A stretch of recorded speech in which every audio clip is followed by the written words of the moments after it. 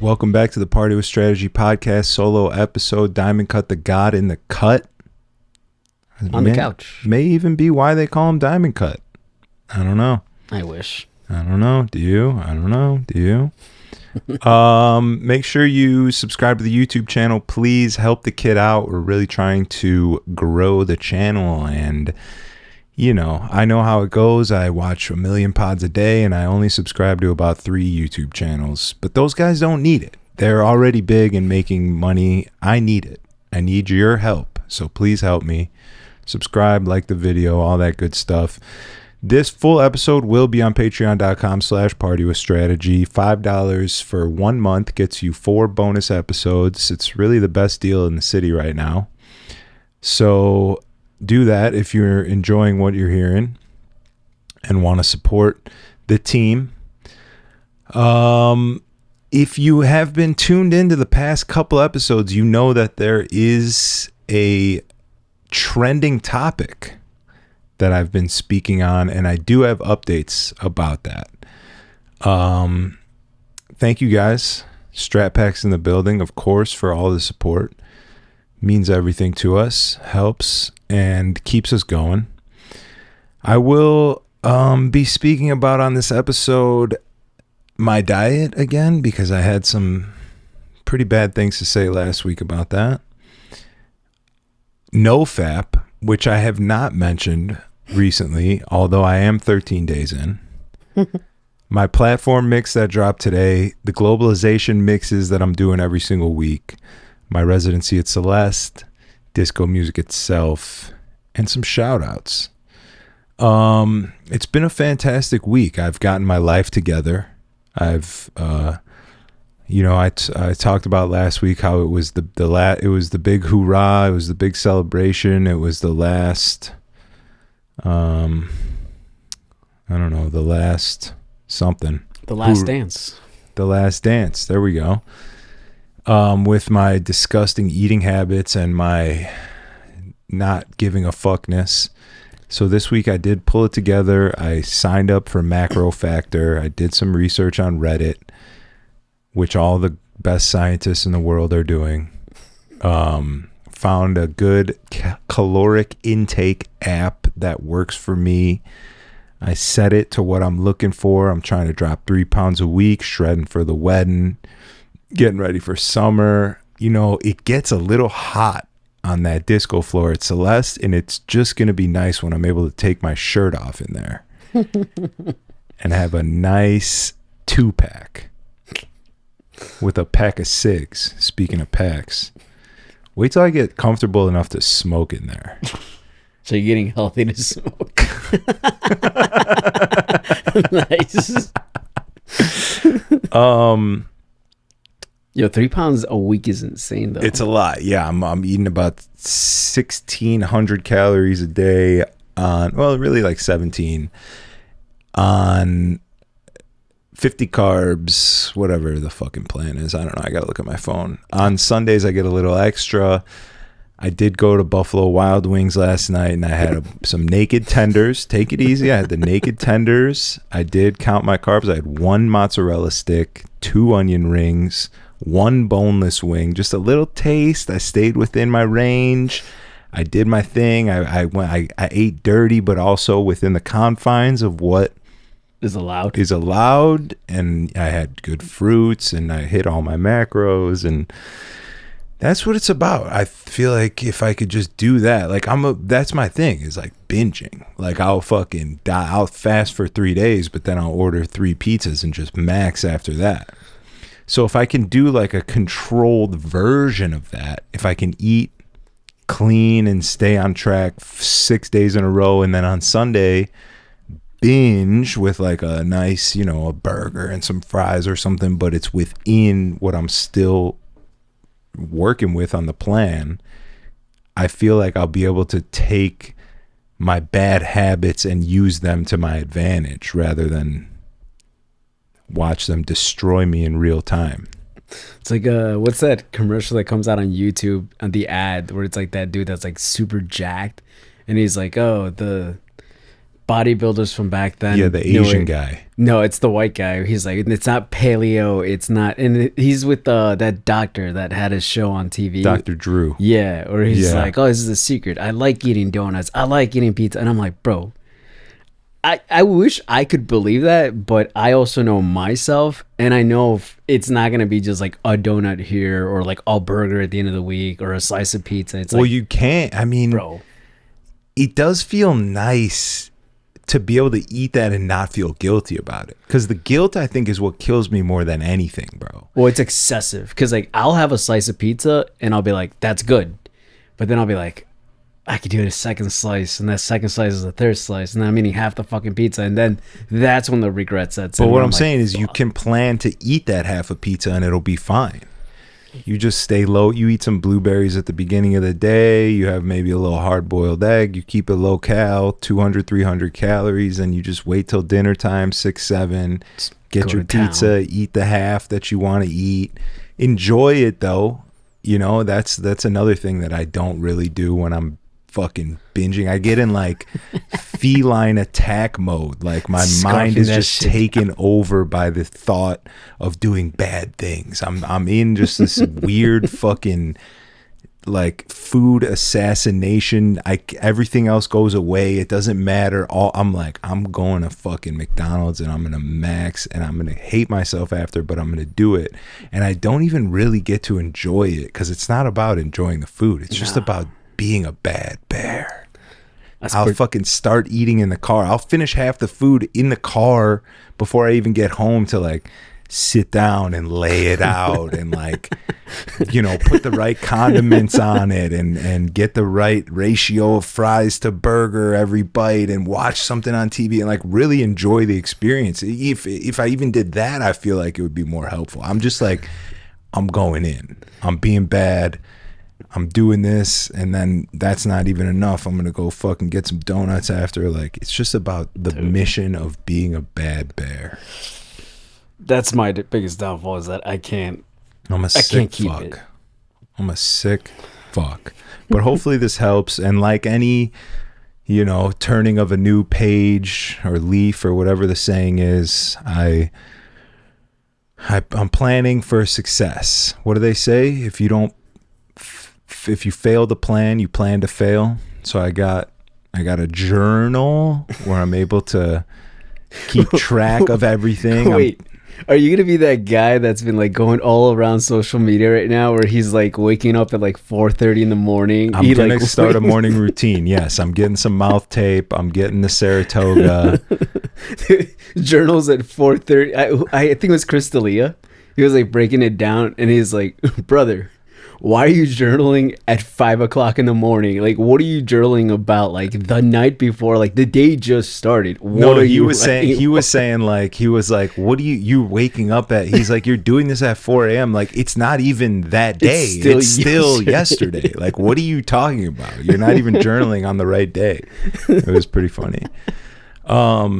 But yeah, no, I mean, I need that. A little to-do list, because I feel like I've been slacking. If you're an avid watcher of the pod or maybe just a follower on social media, I feel like I haven't been putting out as many clips as I normally do because I've been fucking running around and eating cheeseburgers and crying in bed and being depressed and playing Rocket League. But I will say my Rocket League game's crazy right now.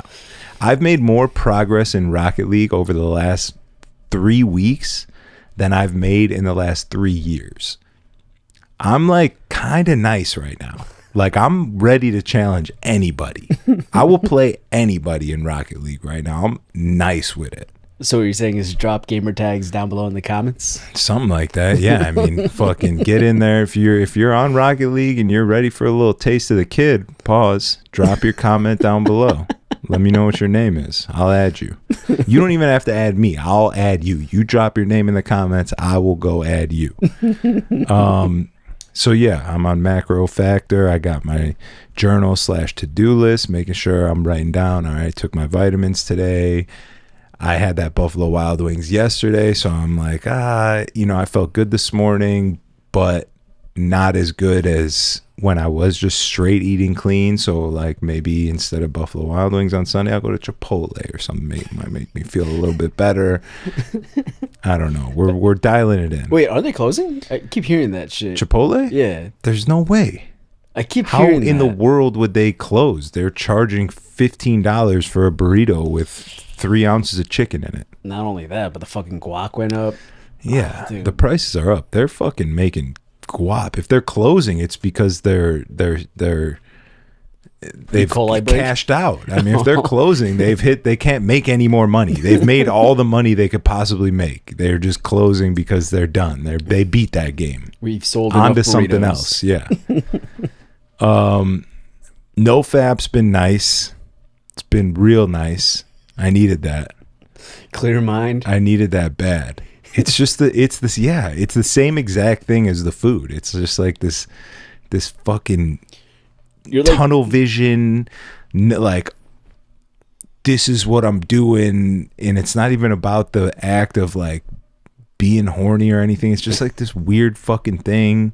Porn's definitely not good for you. There is absolutely no way that, I don't even know if anybody argues this, but if there is somebody arguing this, there's just no way that porn is good for anybody. the only person I can think of, and this is not a shot being thrown out there, but it'd be Dolo, if anything at that point. I think Dolo would admit that porn is not good for you, but he's not ready to give it up.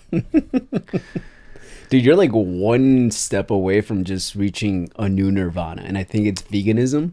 I'm not going vegan. If Aaron somehow convinces you to just go fully vegan, so that's eating clean, no animals whatsoever in your body. I mean, I'm going to stop you right here because there's no shot that I'm going vegan. It's not even in the cards. I'm not a in meat the journal. guy. I'm definitely a meat guy. One of the most recent things from somebody on this pod that stuck with me ever since they said it was when Paul was in here. It wasn't Paul. When James was in here. Yeah. And he was talking about, like, you know, he's really disciplined right now, and he's like fucking eating clean and hitting workouts and doing everything he needs to do to really keep it tight and maintain that energy and that hunger to accomplish anything thrown at him. And when he said, like, he's locked in right now and it feels like his life is just one long day. Like he wakes up and it's like a continuation of the day before.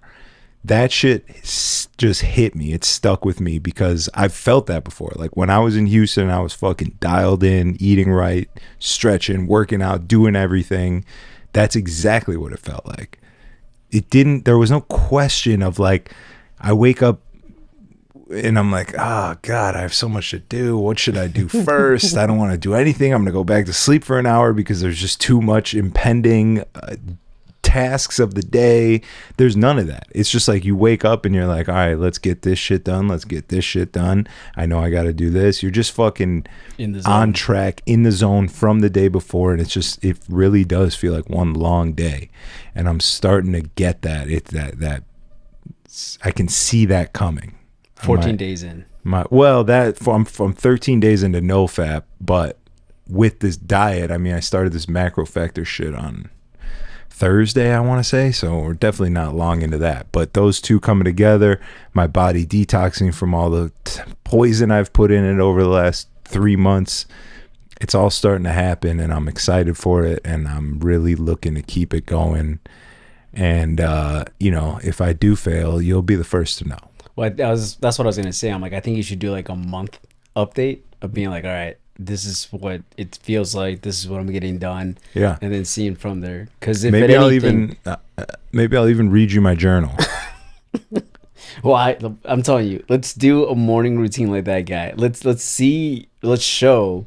You want to do like a parody version of it, like a podcaster's morning routine, but what like you're doing pretty much. So like, you know how like he does that little like clip where he's like talking, and then he's like, "Yo, if we're gonna do this, we gotta like add 10,000 more," but like do like a podcaster / DJ's version of that. Mm-hmm. Yeah, we could do that.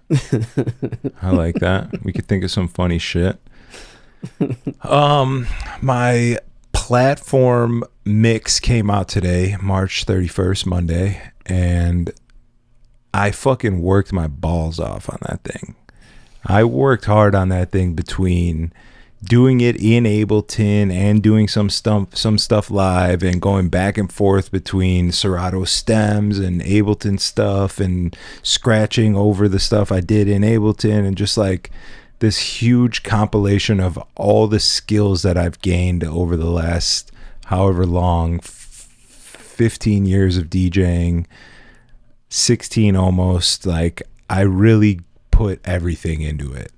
And I remember that when I did my Club Killers mix, probably last year, I like put effort into it for sure, but nothing like this. I don't know. I just wasn't in the same mindset. I didn't have like things going on. I have like this disco stuff happening, so I'm sort of leaning into that, and I'm exploring that world, and I'm doing a lot of stuff that's like from old crates that I have from doing cool parties and like funk soul shit. So it really does feel like it came at the perfect time where I'm, you know, I'm talking about how I'm not jerking off anymore and I'm eating clean, and I'm about to say that I'm finding myself on this podcast. I mean, people are going to fucking unsubscribe. The goal was to get subscribers at the beginning, and now I feel like people are unsubscribing. I've just become another fucking on the internet. Sorry, you're gonna have to beep that. God damn it, I can't see the timestamp on that.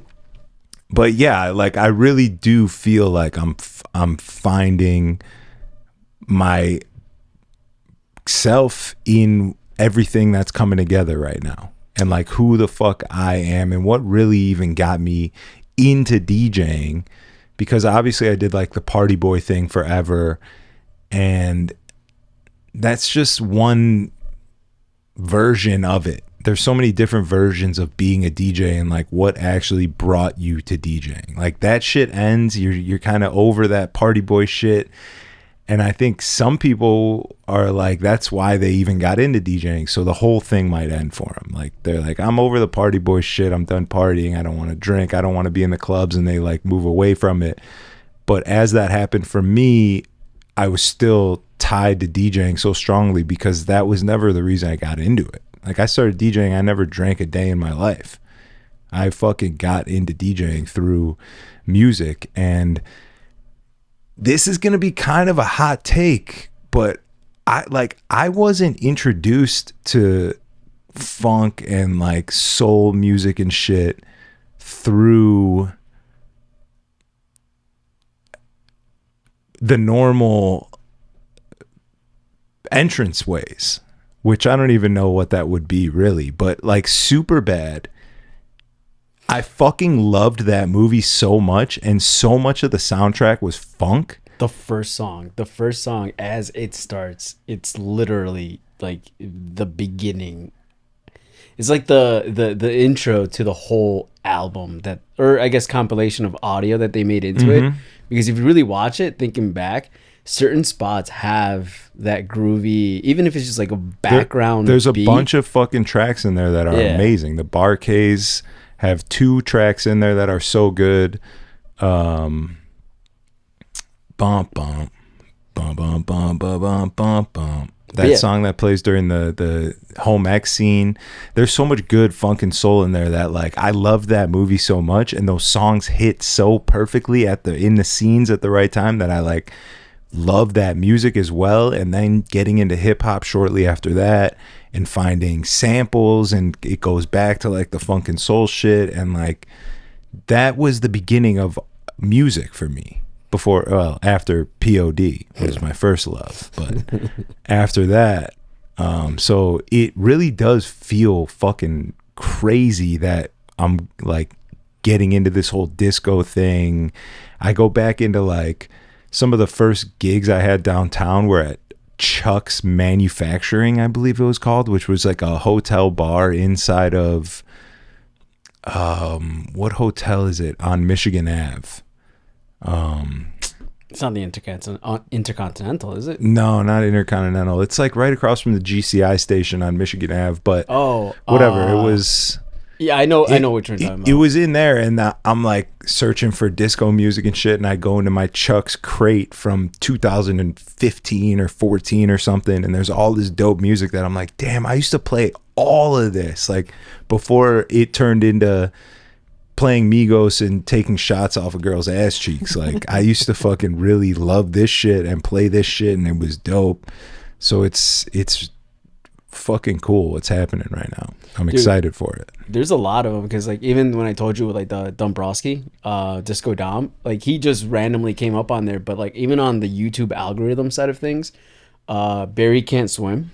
I think I saw a video of his, and at first I was like, all right, it's kind of all right. It wasn't the best start to his set, but bro, I just started like listening as I'm doing shit, and I'm listening to like this like disco funk, like new disco house, pretty much what it was, and I'm just kind of like, damn, like where the fuck has this been? Like I know they've been, obviously there's people been making it, but it seemed like it took like a big backseat from like the early 2010s when like A-Track was playing some, Armin van Helden was still putting out a couple things, so it was just kind of like it went away, and I guess we got so like, what's the word, narrow-sided with like the hip-hop, the top 40 and everything, where like now we're listening to this, and dude, I went through his Instagram. I'm just like, where the fuck have these been? Like, I need these to just like have. Some fucking bangers, bro. It's good music. It feels good. It sounds good. The lyrics are good. Like everything about it is dope. Yeah. And that was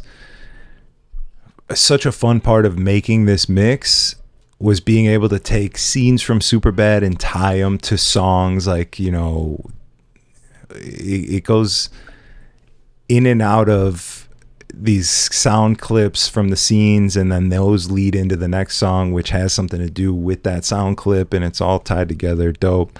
But I gotta take a piss really bad. I'll be right back. Hold on. Oh shit. Okay, so yeah, check that mix out platform. You can find it on Apple Podcasts app or Mixcloud. I think that's it. There's some other shit, I don't know. Well, whatever. Strategy platform mix.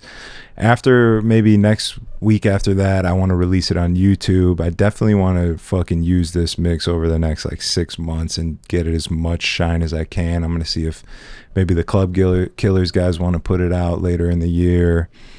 But I'm very excited for it. And shouts to Big Once for mastering it for me. He was on the pod talking about how that's one of the things he does is take DJ's mixes, and you know, I gave him the music, and then I gave him the audio clips from Superbad, and then I gave him the scratches, and I gave him my like strategy samples and all that shit separate, and he mixed it for me beautifully, because I definitely don't have an ear for that whatsoever. And I'm so sick of like listening to mixes and they're just compressed all the way fucking as loud as can be, every single part of it, and it's even like in my AirPods like bleeding a little bit, you know, it's too loud. It's like, get it right.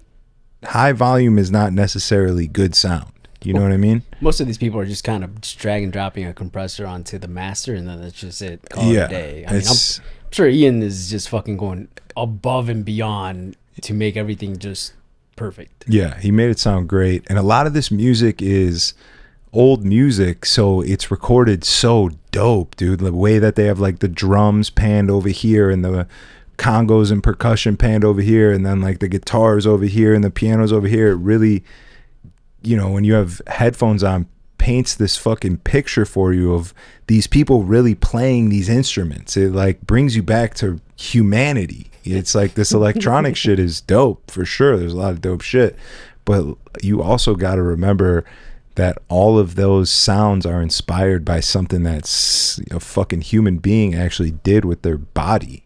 You should go to I don't know if they have them that frequently here in Chicago, but I know Genelec, the brand, does it. They sometimes do this 5D audio showcase where they'll have a bunch of these little speakers, their speakers, which I have 2 of them, and they're fucking amazing. But they'll build it out around you, and bro, you'll hear like shit behind you. Like literally as if you were in front of whatever group, orchestra, whatever. It's crazy how like some of these people, and again, Ian, I'm sure does this to a scale, but like placing the right instrument, or it sounds perfect. Yeah. It's fucking insane. It's sick. So yeah, check that out. My globalization mixes every single week, Wednesday and Sunday, 6 p.m. Central, 7 p.m. Eastern, whatever that is in California. I don't know. Mountain Time Pacific. Oh, fuck. Yeah, Pacific, I think. Those have been really fun. Just making these mixes in Ableton is really adding to my abilities to mix records just in general, live or for these mixes. It's definitely helping me think about production in Ableton more. It's just like a very lightweight, easy entry to production if you're a DJ and you don't know what you're doing, like myself, and don't feel comfortable, and like I don't, it feels like such a big world to me, Ableton, and doing stuff in there. But making these mixes in there is definitely easing me into that and making me feel more comfortable and teaching me a lot about good DJing and mixing and shit, because you can fuck around and try shit and then you take that to your live set. That's always been a big thing of mixes for me. Every time I've put effort into a mix and have like really gone in and workshopped shit and tried this with this and found what works, and then it's like, oh shit, dope, I can take that now to my live set. So that's always been a huge benefit of making mixes, and having to do them weekly is definitely, it's training, bro. It's like fucking, you're training for the marathon, the big marathon, and every single week you're doing little fucking training sprints, whatever, miles. These are like little miles for every weekend that comes up where I'm doing my marathon shift, fucking 8 hours in the disco. It's funny you say that too, because a lot of people, I think it's kind of like the gateway into production. Like, you start doing that, you start understanding what each like plug-in, VST, whatever you have on there, and then you start it like kind of like encroaching into like, okay, cool, how about I make a bootleg, a mashup, Yeah, and then exactly. it's an instrumental, then you're fucking making full-on remixes, and it all started from just making a mix. Yeah, even like you start producing your transitions a little bit in Ableton. You're like, oh, okay, I'm laying this song over this song, but I kind of want this kick to last a little bit longer, so I'm gonna take a snippet of the kick and fucking extend it out into the record a little bit, and that's producing right there. You're fucking, so it definitely helps. But yes, we will get to the tea. There's tea. We will get to the tea. It's the end of the saga, I believe, is what I would call it for now. A 3-parter. It was a 3-part series, as good as any episode of White Lotus, I think. Well, probably with less incest. Yeah, well, wait for the incest. The incest is coming. Yeah, I talked to Dante, and apparently he was in Miami. White Shadow was in Miami, and they ran into each other.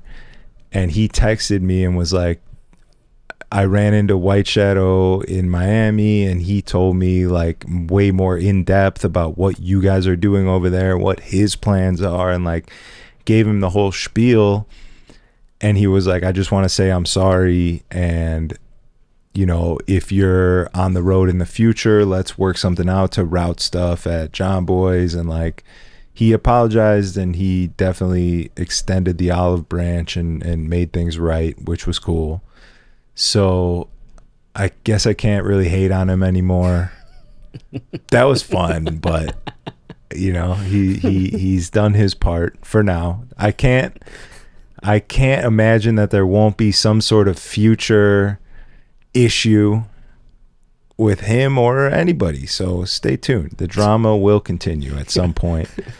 But I do have to say that I commend him for that. And I accepted his apology, and I told him like, I appreciate it. Thank you.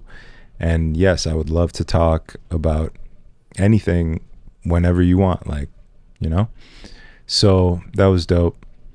Less of a, not the most cinematic ending, but it was sweet, and lovable. So we'll take that. Till next time. Until next time. Celeste was great this weekend. I did Friday, Saturday. Friday I did all by myself, open to close, 9 p.m. Heavy to was out, 4 right? a.m. Heavy was finishing up the last of his standing dates for March, which I would have been doing too at John Boy Cleveland, but you know. So that was dope. It always comes back somehow. It's just a fun room, and they're definitely tweaking stuff. I'm not, I was on here just in kind of a shit talking mood last week, and I said something about security not being around. They're chasing some guy with Well, they like run around the floors looking for people with their hats on, because you can't come in with a hat. But they don't take your hat, they let you hold it in your hand, so 90% of people put it back on their head at some point. So they're running around looking for people with hats on. Meanwhile, there's fucking dirty Michigan strippers in their Juicy Couture sweatpants from 2010 that have like gray stains all over them. I'm like, why are you're letting people in with sweatpants on, but you're making them take their hats off? Like, what's going on here? If you're gonna enforce a dress code, enforce a real dress code. Don't just oh, we got all the hats, we're good. but It's just the hats that matter. You come in here, right? You leave export and pull up, but don't have your hat on. So yeah, I talked a little bit of shit. And then this week there was a security guard like standing in the booth with me for the majority of my set. And I don't know if it was a coincidence. I highly doubt anybody who is telling anybody to do anything at Celeste is listening to this podcast. So I can't imagine that it was that did it. You did say particularly though that you wish you did have a security guard, because if you had to go pee, you got to go pee like all the way on the first floor or whatever. Yeah. Well, either up or down one floor, so, either on the fourth floor or the second floor. So maybe it's oddly specific. It was strange, but also I can't imagine. Nobody said anything to me or anything, so I feel like we're just on the same page. I feel like the wave is sinking. Yeah, we're locking in. They're realizing the holes in their game plan, and they're filling them in. I mean, I talk to Jamel every single fucking time I'm there extensively, and he's like, all right, we're doing this, the plan for this, plan for that. Like they are recalibrating for sure. So I think it was just a coincidence. We've had some fun visitors at Celeste. People have been pulling up because it's late night. Diamond Cut pulled up. I seen Gordo in there. Riz came through one night. Caroline, Kazis's girlfriend, was in town from Miami for, what was the last big thing that happened here? Oh, St. Pat's. Yeah. And she pulled up with a couple of homies from the Barstool crew. Austin, my boy Austin, the DJ, Milwaukee's finest, pulled up last night maybe. I don't even know. Sopa, yep. Tequila Poppy was in there. Mike Jams pulled up. I saw Mike Lang in there, who I haven't seen for a minute. He's it's been fun. It's been fun. I'm fucking really excited to have this residency and lock in and really learn a room. Like, there's purpose, and it's feeling good. It's not just like I'm running around trying to play at every single club and get my money up, and like I'm burning out doing that. I'm wasting energy doing that, when this energy can be saved and directed at one fucking place to really make an impact on it. You know what I mean? Yeah. So it does definitely feel that way. Like we're building, we're learning, we're elevating what has been happening in there previously. Like it all around feels like we're operating full throttle and going in and making waves. Which I think is dope, because like I said, I think the more thing that impressed me from the room itself is that the people enjoy it. One thing is to have like a room and it's catering to like this genre or this type of ambiance, but I don't know, just the time that I was there, it just seemed like no one really like, or at least I didn't see it, but no one was worried about like hearing, Chaperone, or hearing Future, or like hearing anything you commonly hear anywhere else. Like they're just accepting it and they're going with it. So it's not like oh, here comes this chick who's gonna be asking for fucking, I don't know, 50 Cent in the club because it's her friend's birthday or some dumb shit like that.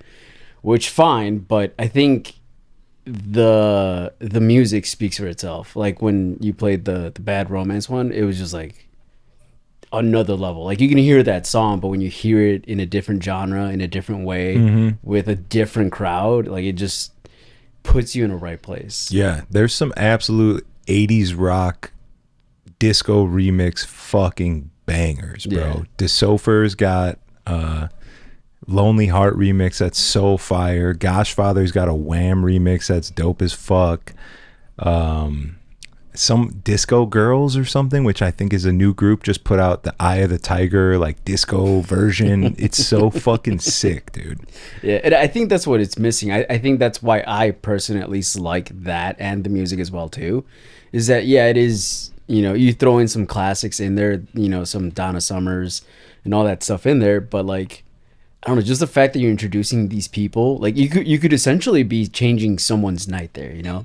They could be like not wanting to go into a place that plays disco and come out saying like, yo, that was fun, like I didn't expect that. Yeah. And now they're coming in here every other week listening to shit that they wouldn't on their Spotify. Yeah, no, that's absolutely the most fun part as of right now, is having a room full of people and you got them under your spell playing the classics, disco shit, Oogie Boogie and September, Last Dance and September and all the bangers, and then you hit them with the current version disco-fied. You hit them with John Summit, where are you? No, what is it? Where You Are. I Want to Be Where You Are. You hit them with John Summit, Where You Are, the disco version, and they're like absolutely thrown off but enthralled. I have a Linkin Park In the End remix that's disco that like it comes on and people are like, wait a second, what? This feels familiar, it sounds familiar, but like I don't know what the fuck it is. And then it gets to the chorus and everyone's singing, ripping it, bro. There was like some fucking Little Village drug dealer in there on Saturday night who bought a table, who was standing on his table screaming, throwing his hands up, partying, screaming Linkin Park, the disco version, dancing. Like that's the most fun part, is giving these people these little remixes that they didn't even know existed, and then creating those, like the Bad Romance one, Drake, Nokia, we have a Disconnect remix of that. There was a girl in there on Saturday who was like, can I request a song? And I was like, it's disco only. And she was like, I know. Can you play the Nokia remix that you played yesterday? Which is our fucking remix. Which, if she's saying yesterday, she was there the night before. Yeah. Wanting to hear it again. And she came up and requested the song that me and Heavy and White Shadow made, which is fucking bananas. I've never had anybody request something that I've made in my entire life, and I barely even made the thing. I mean, really, all I did was pick the two songs to mash up. Heavy went in and like actually did it, so shouts to Heavy. But that is our shit, and it's just proof in the pudding that like what we're doing is absolutely working and coming to the forefront of dance. I mean, even and again, not to say that it's not going to, but again, I think at this level, learning that, trying that, executing that could also lead to something. Because if you do have these remixes that are exclusively being played at this place, nowhere else, obviously, anyone else can play Nokia, the original version, but I think it also creates that niche following where like, bro, like they're playing shit that you may know, but you're not going to hear anywhere else. Yeah. So it's that exclusivity that also adds more to the lore. That's exactly right. Yeah, which not a lot of places have that, because everyone's playing the original everywhere.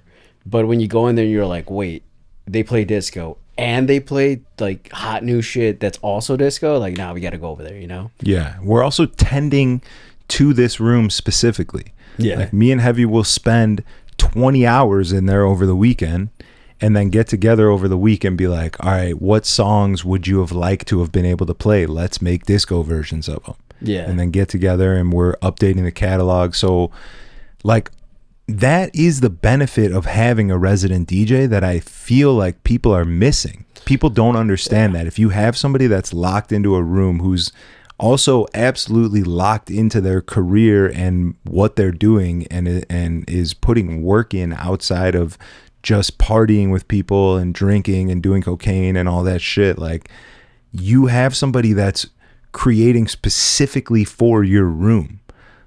That's not easy to come by. Well, no, one, it's a tastemaker. You need to have that type of person who knows and is at the cutting edge of what's to come.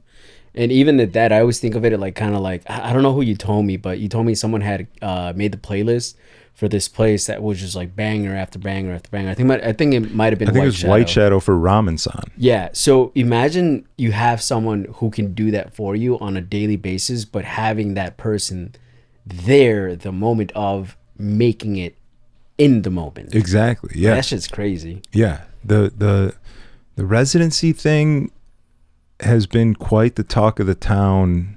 And I've had a lot of feedback from people being like, I don't know, bro, all your eggs in one basket, which is totally what I would have said to myself or somebody else prior.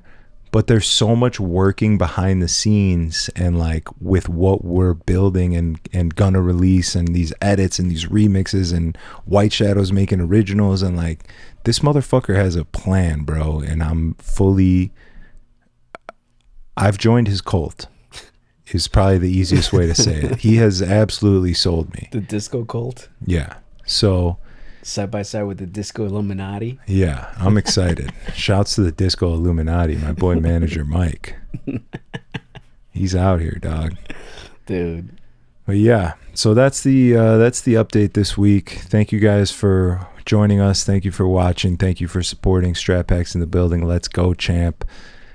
Nobody has ever commented on the Patreon, but if you feel, like you got something to say or have a suggestion or anything like that, drop a little comment. We did have one actually, and I think it was on a take that you said, hot honey. Yeah. Comment something on that, I think. Well, on YouTube, yeah, but I mean like on Patreon, like in the app, you can write a comment, but nobody ever does. They're shy. Yeah, they're shy. It's all right. Hey, listen, give me your money. You don't have to write anything. Just give me your money. No, I'm kidding. All right, we'll see you guys next time. Thank you. Peace.